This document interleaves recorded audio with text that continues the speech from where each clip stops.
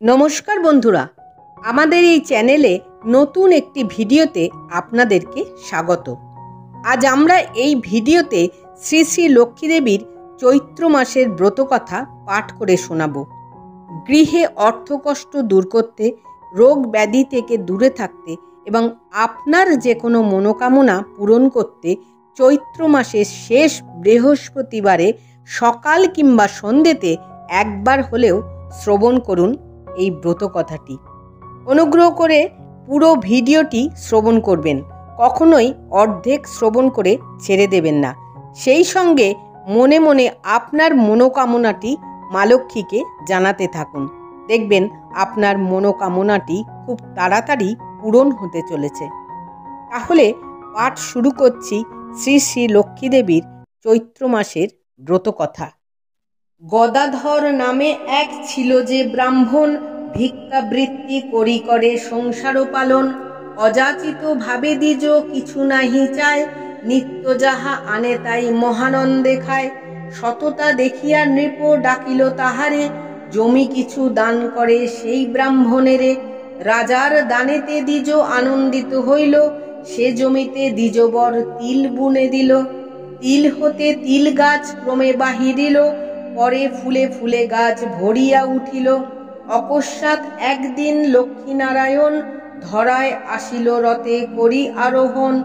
রথ হতে লক্ষ্মী দেবী চাহিয়া দেখিল, মাঠ ভরা তিল ফুল দেখিতে পাইল। কি সুন্দর পুষ্পগুলি দোলে বায়ু ভরে, দেখিয়া লক্ষ্মীর জাগে আনন্দ অন্তরে। বলে লক্ষ্মী, রথ হেতা রাখো নারায়ণ, শুনি বলে শ্রীমাধব কিবা প্রয়োজন।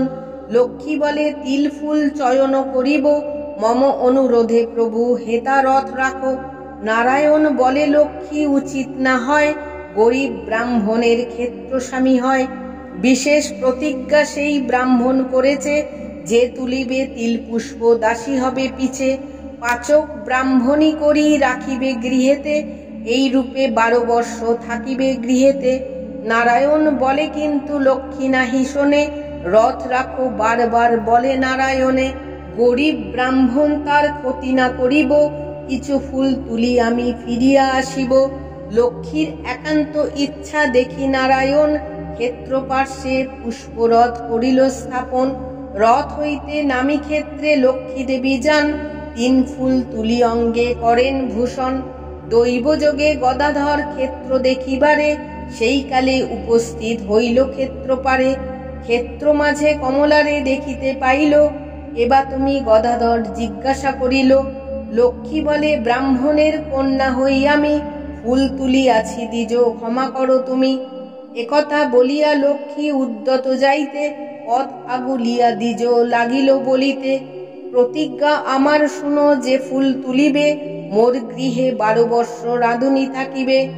তিল বুনিবার আগে এ প্রতিজ্ঞা ছিল, আজ দেখি সেই প্রতিজ্ঞা পূরণ হইল। চলো কন্যা মোর সাথে বিনা বাক্য ব্যয়ে, রহিবে 12 বর্ষ আমার আলয়ে। রাঁধুনির কাজ তোমা হইবে করিতে, 12 বর্ষ পরে যাবে আপন গৃহেতে। লক্ষ্মী বলে, কথা মোর শুনো দ্বিজবর, এবে কিবা করি আমি কহ অতঃপর।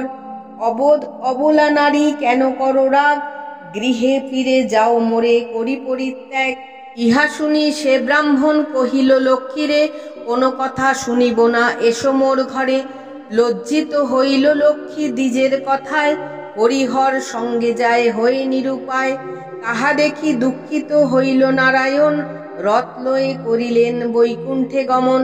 হেতা লক্ষ্মী দেবী থাকে গদাধর ঘরে, তাহার দুঃখের দশা নাসিবার তরে। লক্ষ্মী এলো ঘরে দ্বিজ সুখে অতিরয়, সহস্তে রাধিয়া লক্ষ্মী সবাকারে দেয়। মা লক্ষ্মীরে গদাধর অতি যত্ন করে, ব্রাহ্মণী সর্বদা সেবা করে কমলারে। সুখে থাকে হরিহর লক্ষ্মীর কৃপায়, ধনৈশ্বর্যে গৃহ তার পরিপূর্ণ হয়। নিজ খাদ্য লয়ে লক্ষ্মী যায় বাগানেতে, ডালিম বৃক্ষের তলে পোঁতেন মাটিতে। লক্ষ্মী স্পর্শে হয় তাহা মণিমুক্তা হিরে, বহুমূল্য রত্ন সব জন্মে ধীরে ধীরে। এই রূপে রোজ খাদ্য রাখেন বাগানে, এ সকল কথা কিন্তু কেহ নাহি জানে। 12 বৎসরেবে গত হয়ে যায়, দশহরা গঙ্গা স্নান হইল উদয়। পুণ্যময় দিন অতি দেখিয়া ব্রাহ্মণ গঙ্গা স্নানে যাবে বলি করিল মনন। লক্ষ্মীরে তখন ডাকি ব্রাহ্মণী বলিল, আজ দশহরা সবে গঙ্গা স্নানে চলো। ছল করি লক্ষ্মী দেবী বলে ব্রাহ্মণীরে, সকলেই যাও গঙ্গা স্নান করিবারে। আমি যাহা দিই তাহা ধরো যতনেতে, লোহে ইহা দিও সবে গঙ্গার পুজোতে। 5 কড়া করি লক্ষ্মী ব্রাহ্মণীরে দিল, ব্রাহ্মণী লইয়া তাহা আঁচলে বাঁধিল। ব্রাহ্মণী সবারে লয়ে করিল গমন, সকলেই মা গঙ্গার করিল পূজন। লক্ষ্মী কথা ব্রাহ্মণীর মনে পড়ে গেল, কড়ি দিয়া কি কিনিবে ভাবিতে লাগিল। 5 কড়ি দিয়া কিছু পাওয়া নাহি যায়, অগত্যা ব্রাহ্মণী তাহা জলে ছুঁড়ে দেয়। নিজ মূর্তি ধরি গঙ্গা জলেতে ভাসিল, সেই 5 কড়া গঙ্গা নিজ হস্তে নিল। ব্রাহ্মণ ব্রাহ্মণী দেখি হইল বিস্ময়, মনেতে বুঝিল কন্যা সামান্য তো নয়। লক্ষ্মী দেবী সুনিশ্চয় এসেছেন ঘরে, তাহাদের দুঃখ দূর করিবার তরে। বধূগণে ডাকি বলে ব্রাহ্মণ ও ব্রাহ্মণী, শীঘ্র চলো গৃহে ফিরে যাইব এখনই। দেবনারায়ণ মনে বুঝিতে পারিল, লক্ষ্মীর 12 বর্ষ এবে পূর্ণ হইল। পুষ্পরথ লয়ে তরা দেবনারায়ণ, গদাধর গৃহে আসি দিল দর্শন। নারায়ণে দেখি লক্ষ্মী আনন্দিত হইল, প্রতিবেশী গণে ডাকি বলিতে লাগিল, আমি লক্ষ্মী ছিনু এই ব্রাহ্মণের ঘরে, যাইতেছি এবে আমি বৈকুণ্ঠ নগরে। আমি যাহা বলি তাহা বলো গদাধরে, প্রভু যেন কারো শোনে দ্বন্দ্ব নাহি করে। প্রাতঃকালে ছড়া ঝাড় যতনেতে দিবে, রুক্ষ চুলে ময়লা বস্ত্রে কভু না থাকিবে। সন্ধ্যাকালে প্রদীপ জালি করিয়া যতন, গুরুবারে যেন কলে লক্ষ্মীর পূজন। ব্রাহ্মণের দুঃখ কষ্ট সব দূরে যাবে, ধনৈশ্বর্যে গৃহ তার পরিপূর্ণ হবে। অতঃপর যাহা বলি শুনো দিয়া মন, ডালিম তলায় পোঁতা আছে বহু ধন। ব্রাহ্মণেরে সেই ধন লইতে বলিবে, রাজতুল্য তার ফলে গদাধর হবে।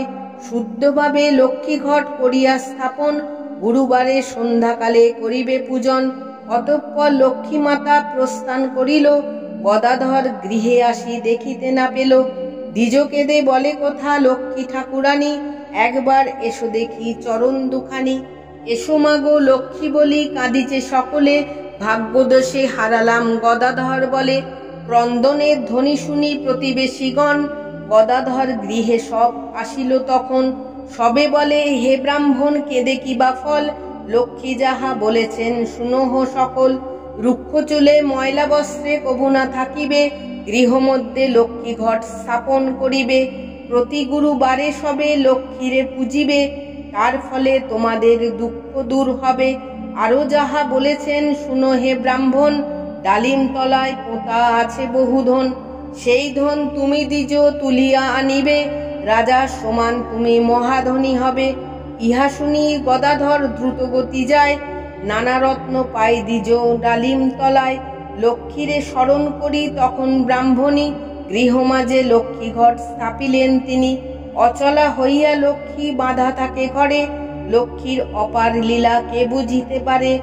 দুঃখী গদাধর দ্বিজ রাজা সম হয়, মৃত্যু অন্তে বৈকুণ্ঠে গমন করায়। লক্ষ্মী পূজা চৈত্র মাসে যেজন করিবে, তার গৃহ ধনৈশ্বর্যে পরিপূর্ণ হবে। চৈত্র মাস ব্রতকথা হলো সমাপন, ভক্তিভরে ডাকো সবে লক্ষ্মী নারায়ণ। শ্রীশঙ্কর স্তব স্তুতি কিছু নাই জানে, করুণা কটাক্ষ লক্ষ্মী করো নিজ গুণে। ইতি শ্রী চৈত্র মাস ব্রতকথা সমাপ্ত।